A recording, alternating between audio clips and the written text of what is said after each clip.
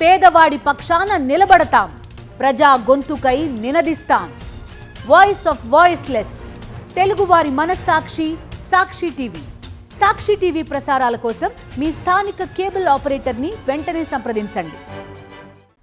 అనంతపురం జిల్లా మహాంతపురం గ్రామ సమీపంలోని కుందుర్పి బ్రాంచ్ కెనాల్ పనులను పరిశీలించారు మాజీ ఎంపీ తలారి రంగయ్య.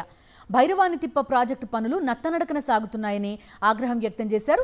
కూటమి ప్రభుత్వం కళ్యాణదుర్గం ప్రజల నడ్డి విరుస్తోందని మండిపడ్డారు. రోడ్ల మరమ్మతులకు మట్టి ఎక్కడైతే అవసరం ఉందో అక్కడే కాల్వ పనులు చేస్తున్నారని ఆగ్రహం వ్యక్తం చేశారు.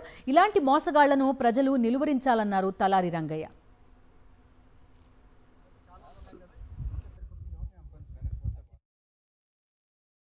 డ్రిప్పుల ద్వారా అలాగే స్ప్రింక్లర్స్ ద్వారా నీళ్ళు వచ్చే పరిస్థితి.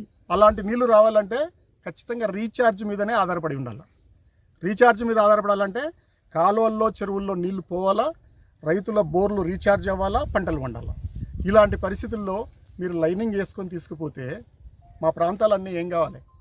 ఉమ్మడి జిల్లా రైతాంగం అంతా ఏం కావాలి? ఇంకొక పెద్ద దురదృష్టకరం ఏంటంటే అందరూ కూడా పోతున్న నీళ్ళన్నీ కూడా లైనింగ్ వేసినటువన్నీ కూడా పెద్ద పెద్ద వాళ్ళవి.